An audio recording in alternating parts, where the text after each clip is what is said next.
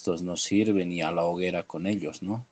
Porque siempre somos partidarios de este dicho de que primero, quien quema primero, comienza quemando los libros, al final va a acabar, va a acabar quemando a la gente.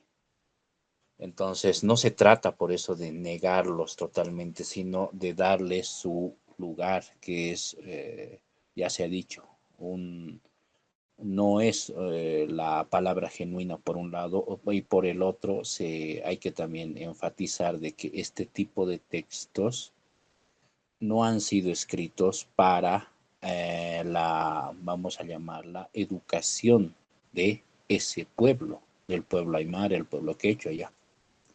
No se ha hecho para eso, por un lado. Y si se ha hecho, era en un sentido, como ya se ha indicado, de evangelización, es decir, entonces de continuar el proceso de colonización.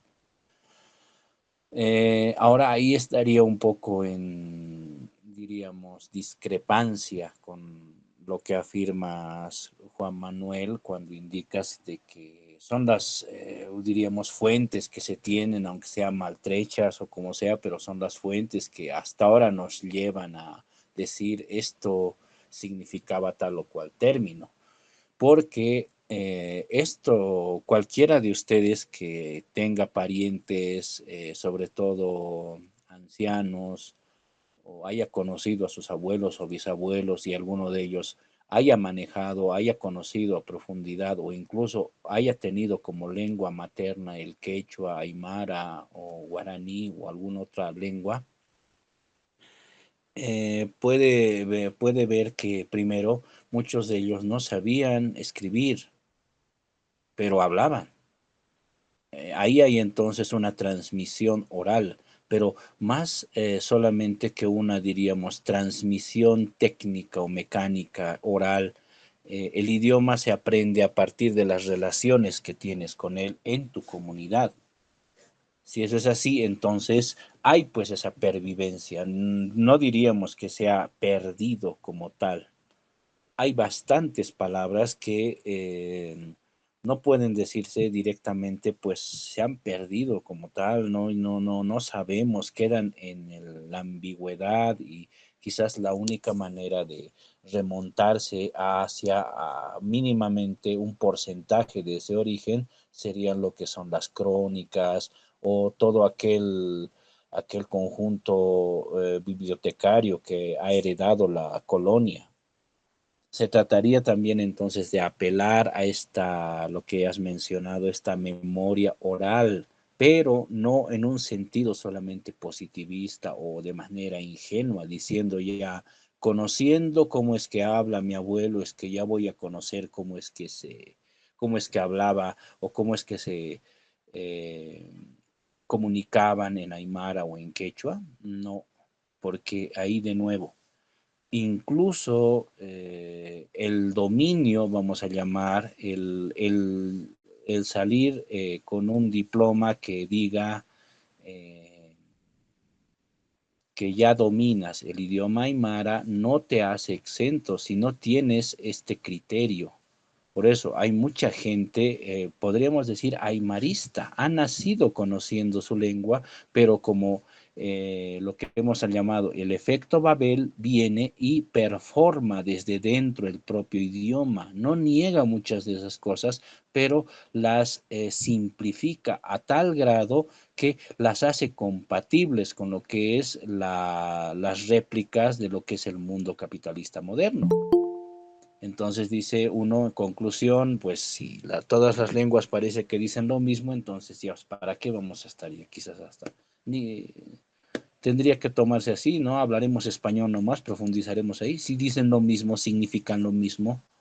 En cambio, si tú, por eso, encuentras que esta lengua comienza a traicionarse a sí misma cuando afirma cosas que están en contra de la vida, ahí está el factor y ahí es, diríamos, donde se podría ver incluso dentro de la propia tradición oral los límites, pero cómo es que se podría, ahí sí ya podríamos hablar en un sentido de descolonizar las propias, y esto es fuerte, las propias lenguas nativas.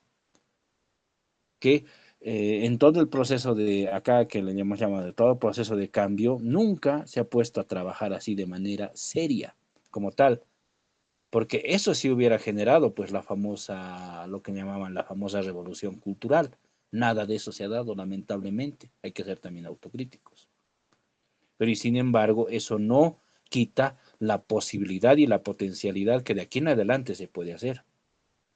Y cerrando por esto, cerrando el círculo, se diría que no bastan solamente, por un lado, las fuentes escritas, producto de la colonia o producto de las investigaciones recientes, si no se toma en cuenta este criterio vida. Y por otro lado, tampoco, no basta con hacer el esfuerzo de tratar de documentar todo aquello que se ha transmitido vía oral, la tradición oral, si no se tiene de nuevo en cuenta este criterio que afirma la ética de la vida dentro de lo que son los lenguajes como tal. Bien, si alguien más quisiera dar algún comentario. mm, sí, José, adelante. Buenas noches. Quería preguntar respecto a algo que me causa ruido, este tema de perversión, ¿no? Si viene de la corriente postmoderna, me parece una especie de forma de sensualizar la filosofía o la teoría en este caso, ¿no? De ahí me vendría, digamos, esta palabra de pervertir, digamos, el tema o cualquier categoría, ¿no? Que vendría de esa tradición. O vendría más bien de lo que es Marx, que nos habla precisamente de la inversión, ¿no? De la inversión, en este caso del mundo, inversión de categorías, ¿no? De la misma economía. No sé si eso se podría hacer una especie de distinción, estimado Heinz. Bueno, en el caso del lenguaje, se estaría hablando de trabajar dentro de él mismo. Es decir, no se estaría, claro, tergiversando el significado de, vamos a hablar en últimas, claro, de todo el lenguaje, pero también tomando palabras estratégicas. Lo que habría hecho el posmodernismo es vaciar de esos contenidos. Y al vaciarlos, claro, pues y llenarlos de lo que uno quiera, sí, obviamente, pues los está pervirtiendo como tal, ya, porque ahí ya vale todo, pues ya.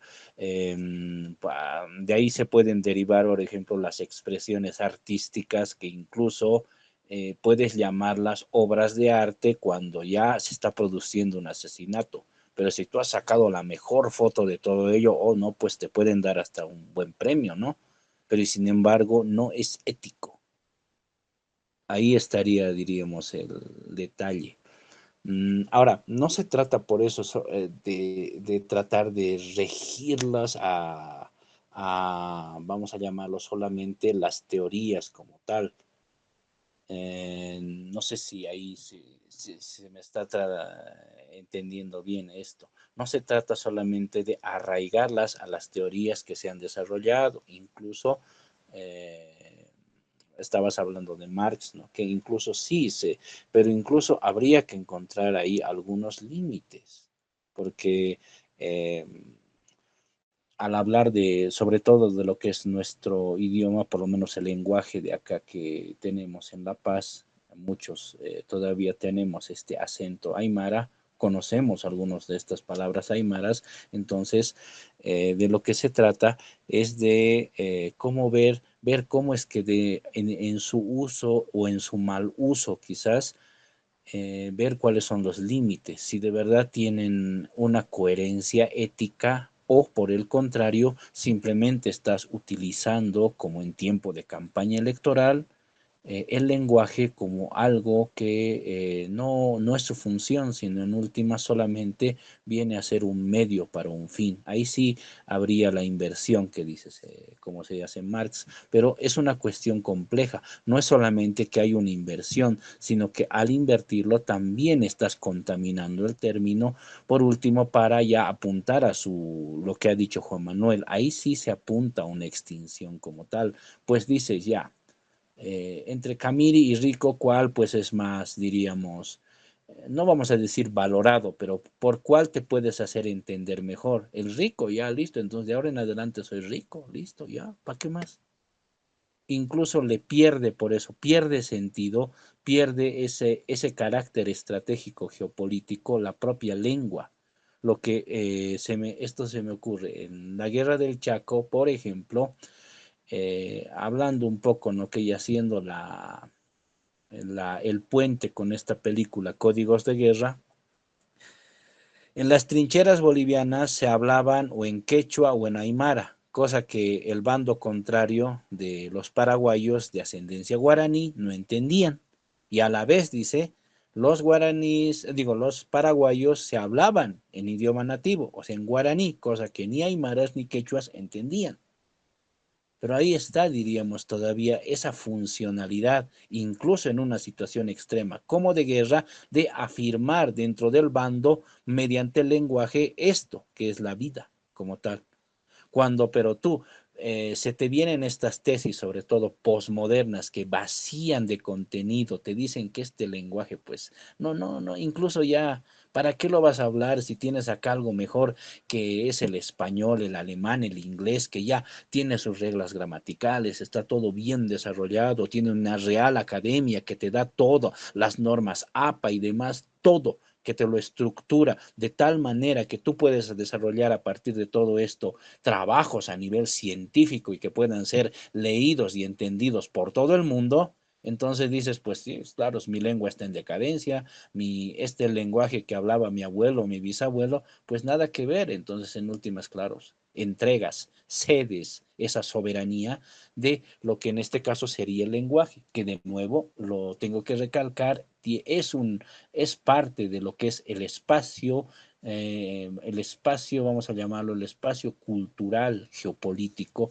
que cada civilización tiene y debería desarrollar y preservar por constitución misma. Los chinos en este momento, por ejemplo, nunca lo van a decir, diríamos, de boca para afuera, no son tan propagandistas como lo que es Hollywood, pero y sin embargo ellos saben que tienen que desarrollar eso. Son también las tesis que Alexander Dugin, para lo que es el lado ruso, dicen que indican que tienen que desarrollar y preservar esto que son sus tradiciones como tal, o lo que también cerrando el anterior conversatorio, el compañero Adrián de México indicaba de que hay que hacer de la cultura o incluso del idioma una cuestión de seguridad nacional, porque de eso se trata, es parte de lo nuestro, es parte de nuestra identidad y con ello recién podríamos estar hablando en posiciones serias de una pretensión de descolonización como tal.